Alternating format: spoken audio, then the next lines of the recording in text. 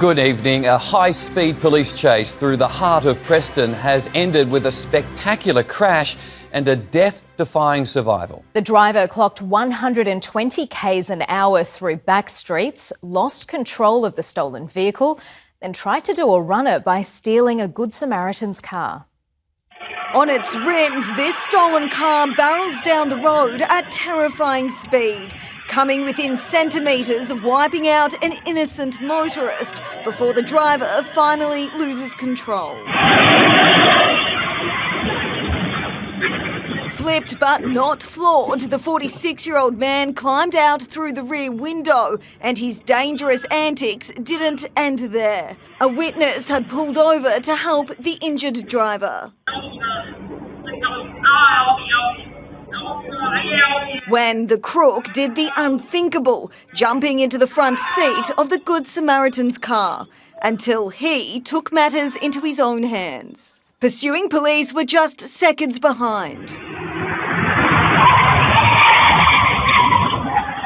Pinned to the ground, the Alpha man was arrested on the spot. The stolen Kia was sighted in Heidelberg Heights before leading police on a chase across Melbourne's north, at times reaching speeds of up to 120 kilometres an hour. His reckless rampage coming to a crashing end just after midnight in Preston.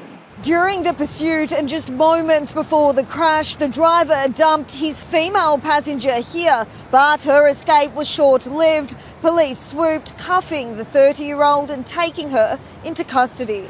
Both are expected to be charged. Geordie Wright, 7 News. Students have been forced into lockdown during a tense standoff between police and an armed offender in Footscray. Let's go live to Jacqueline Stanley at the scene. And Jack, families were left terrified. That's because the suspect was armed with a knife and a fake gun, Mike. He had barricaded himself inside this Footscray property on Barclay Street and forced the local high school into lockdown. I've spoken to a student who said the kids were terrified. Some were crying and even praying as they were told to get underneath their desks. This all started at about 2 this afternoon, and police were taking no chances, sending in these heavily armed officers and closing the nearby main road. Around an hour and a half later, they smashed through the gate as neighbours watched on in shock. What the f***? What the f***? No you guys trying to shut up! Shut up and listen! Stay out of the window so I can see you. Yeah, we were very scared because we the opposite came.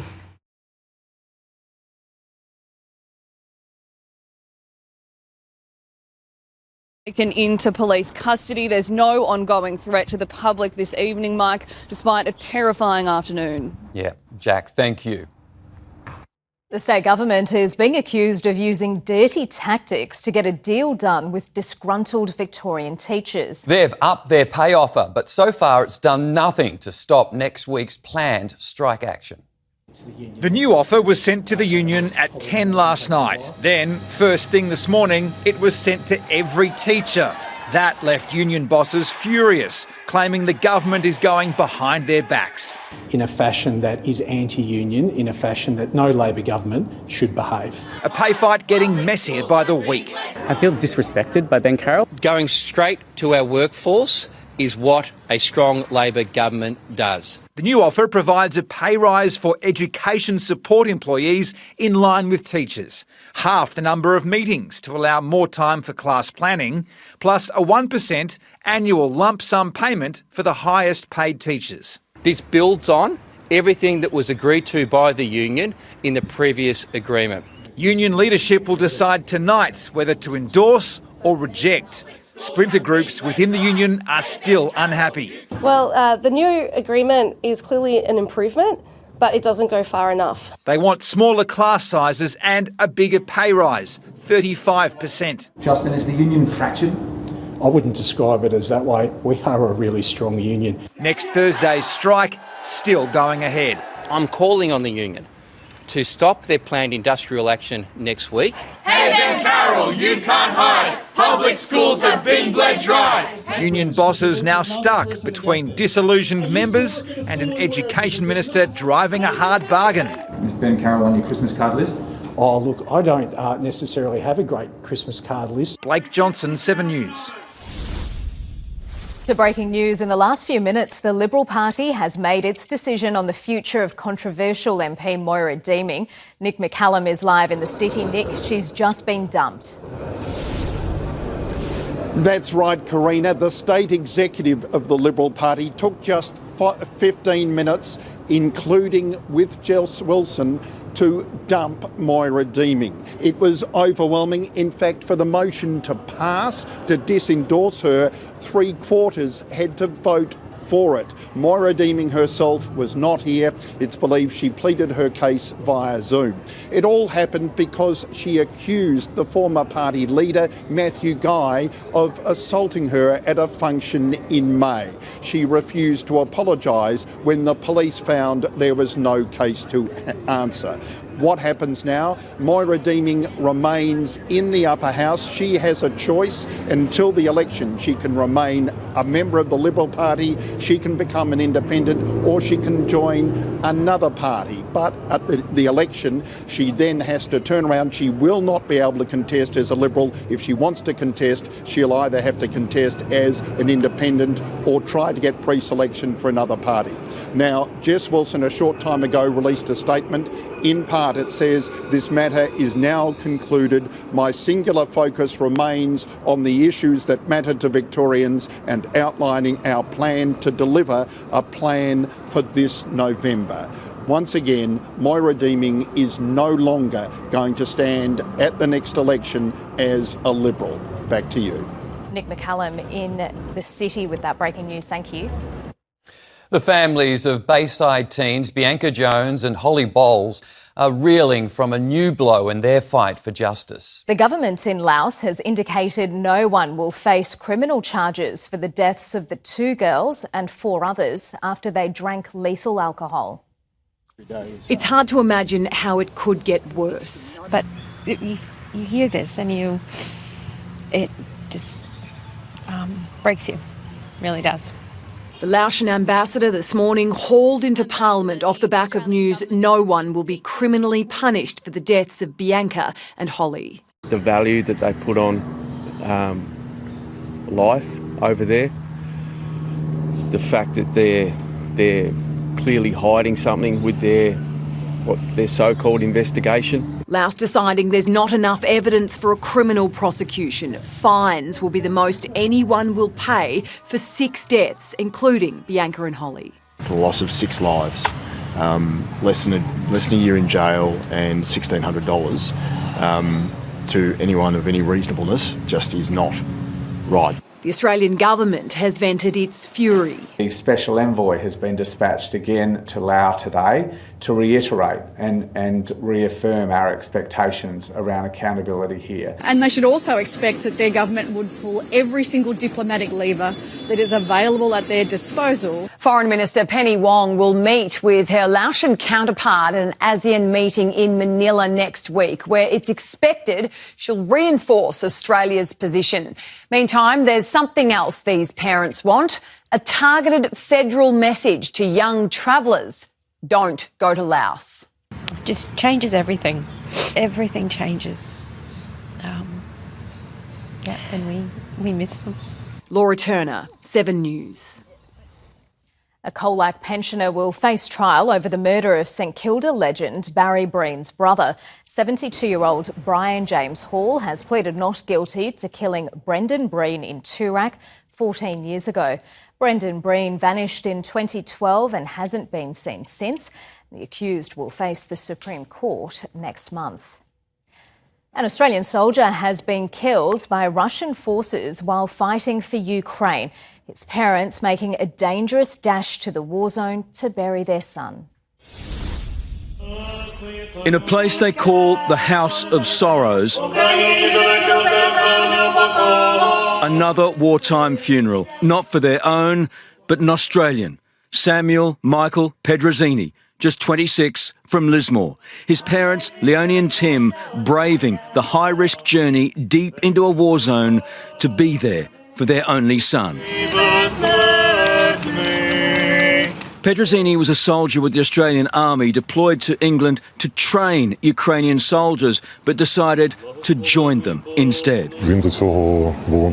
He wanted to fight for Ukraine, his commander told local media, to defend its freedom and independence. His broken-hearted mother presented with the flags of Ukraine and Australia that had covered his coffin. He was simply outstanding, good machine gunner, marksman, medic. Promoted to Special Forces in May, killed just 1 month later in frontline Donetsk. Samuel Petrosini's death takes the number of Australians killed fighting in Ukraine to at least 13. His family approving his burial there, telling local officials it's what he would have wanted. Telling a friend, this is my country now. Laid to rest alongside local fallen soldiers, the cemetery hailed as the Heroes' Alley. Chris Reason, 7 News. Police are ramping up their hunt for the man accused of trying to sexually assault 2 women in Kooyong. Detectives have released new images of the man they believe is responsible for grabbing the pair as they walk their dogs. Their brave pups chased him away and he remains on the run. He's believed to be aged between 18 and 22 and was last seen fleeing the Gardners Creek Trail. Telstra has revealed the problem which led to last week's nationwide meltdown and V-line chaos was traced back to Melbourne. The telco's bosses today admitting they ignored calls to upgrade their systems for years. Telstra bosses answer to Parliament over the outage that put the nation on hold. Millions of people have gone without mobile coverage and mass chaos across the country. The chief executive apologising again. We fell short of what people rightly expect from us. Revealing this giant exchange in Melbourne was where the trouble started. Maintenance on a timing server was completed, but when it came back online, a GPS card didn't operate as expected. The server restarted with the wrong date. The error spread like a bushfire across Telstra's network early last Wednesday, affecting 45% of calls and data services at its peak, blocking businesses from trading. How many people do you reckon you had to turn away? I think around 100. 604 000 calls unable to connect, the travel of thousands upended. I was not impressed. People who were spending a lot of money staying overnight, hotels. Stuck here because of this. Stuck here, late getting home. Telstra was forced to admit some home truths. This could have all been prevented if it didn't ignore software update warnings from January this year, 2022, and as far back as 2020. How does it go 6 years without fixing? The server's hardware was 15 years old and cheap to replace. How much are these servers worth? Jared, one of these servers? It's about $30,000. About $30,000. Departing Canberra with a bumpy road ahead. Josh Martin, 7 News. 2 men convicted of fatally shooting a Rye tradie will be eligible for parole in 7 years after being sentenced in the Supreme Court. Mason Mattacoli and Tyler Vandensteeg broke into Jackson Gilmore's home in December 2024 to rob him of drugs and cash. They pleaded guilty to a lesser charge of manslaughter and have never revealed who pulled the trigger.